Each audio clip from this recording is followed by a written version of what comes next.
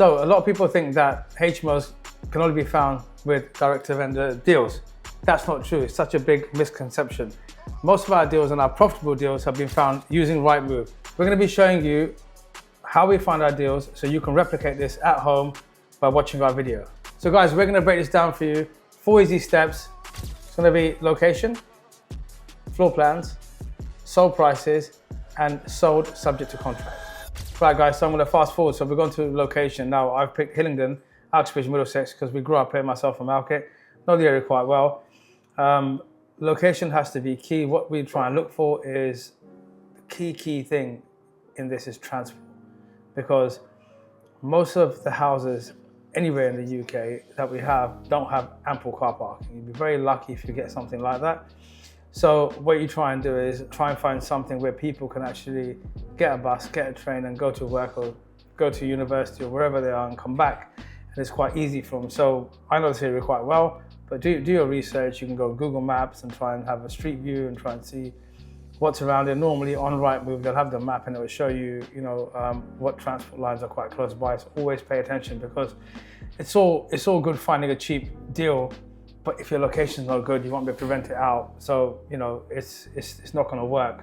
Now I'm gonna pick out a location and we're just gonna talk about it basically. So this is Falling Lane. So I'm looking at site, and usually, I know the transport links are quite good. Now before I even bother looking at floor plans and going ahead, the next thing I'm gonna check is this in an Article 4 area? Because if it is, that means I have to apply, especially making a HMO, I need to apply for planning permission, which I don't want to do. So I want an easy solution where I buy a property, renovate it, and turn it HMO, get the license and move on. So what do I do? So typically I will click on, I've already got it ready for you. Over here, you've got the Article 4 and you've got Article 4 map. So generally what you have to do is, as you can see here, this will show me map. It's got all the road names in there, etc., etc. And if I zoom in, you'll be able to see it. You can go to your council website and all you've got to click on, like over here, what I've done, I typed in Hillingdon, Article 4 map, and this comes up. You probably can't see a lot of road names here, but you can get one which actually shows you with the road names. You just have to try and play about with Google. If you can't find one with the road names, all you've got to do then is get a normal map, which has the road names, print them both out, and sort of put them on top of each other, so you'll be able to work out. So over here you can see this has got by Brunel University, Uxbridge South, usually. So I know this property, if I'm not mistaken, it's around here. So it just falls outside the Article 4 area. So I know it's not Article 4. But these are things you must check out, because there's no point you wasting time trying to view the property, try and look at floor plans, try and make an appointment, try and speak to your mortgage broker, and all these steps that you're doing, you're 10 steps ahead.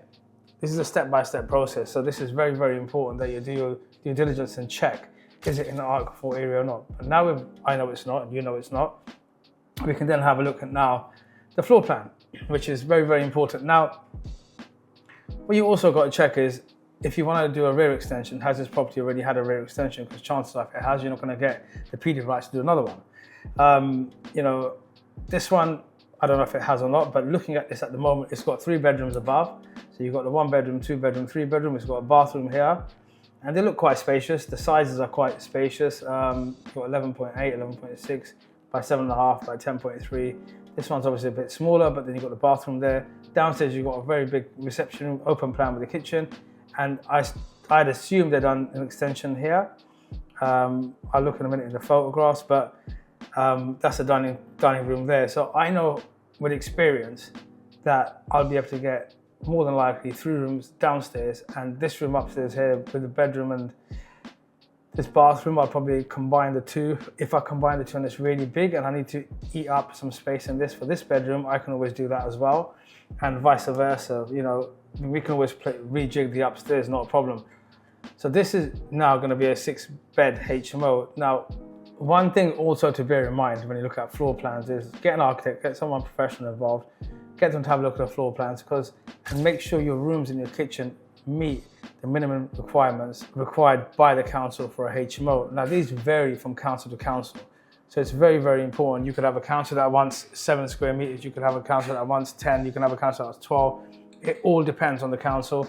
I know years ago I had to make a kitchen a bit bigger because it was London Brand Ealing, and they wanted the kitchen to be much, much bigger than my architect thought. So it's very, very important to do that. Now, what we do and what we've done for many years is we actually factor in en suites. These are not actually factored into your room sizes. These are extra. So don't think they're part of the room, because they're not.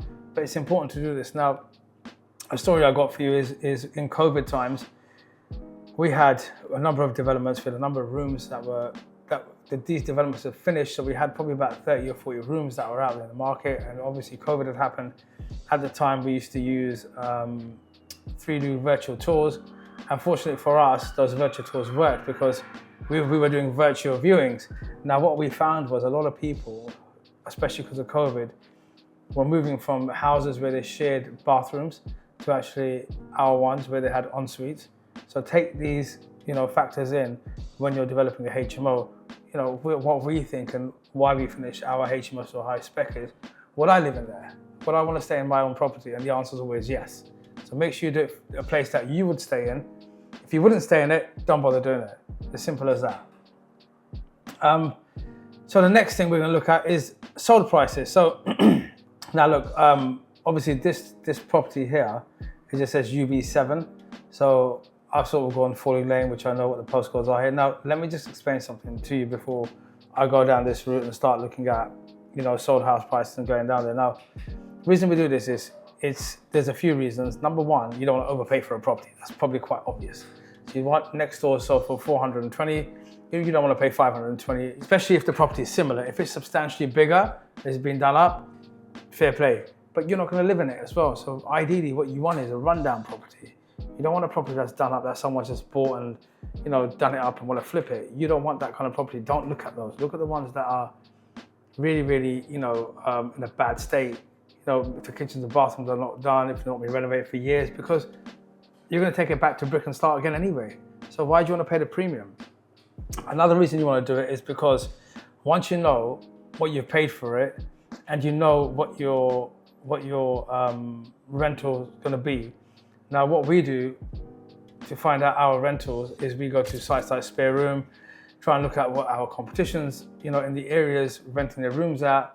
And from that, what happens is you sort of get an idea of what your GDV is going to be. So that's your gross development value.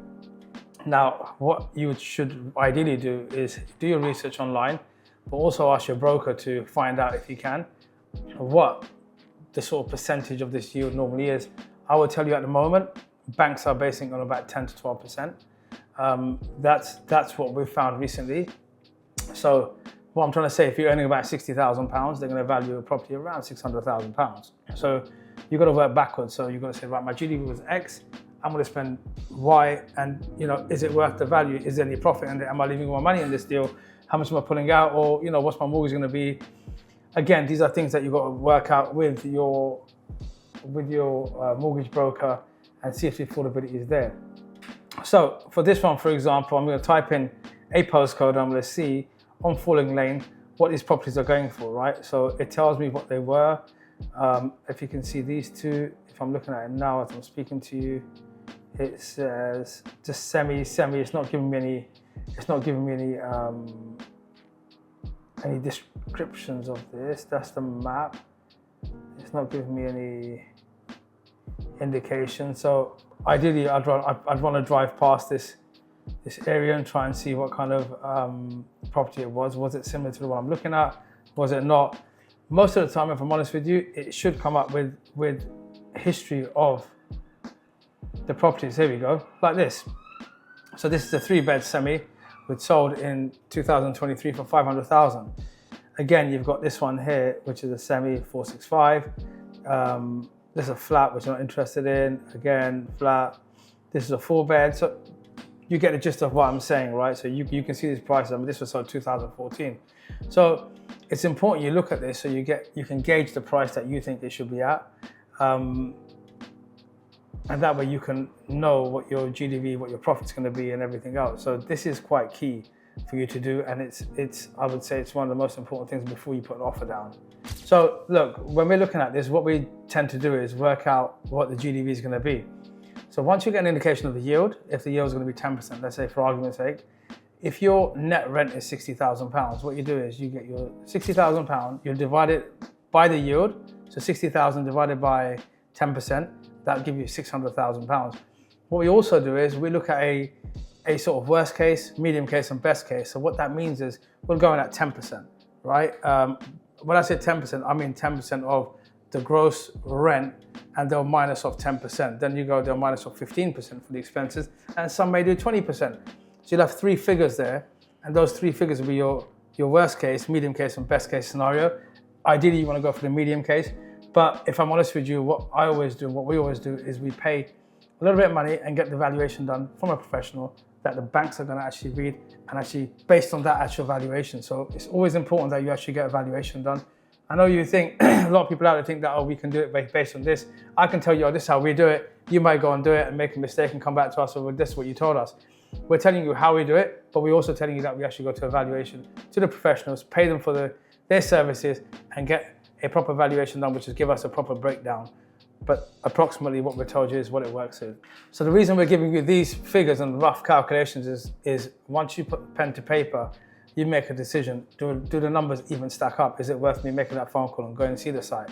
Is it worth my time? If the numbers don't stack up and they're a million miles away, don't bother going. If they do, go and see it.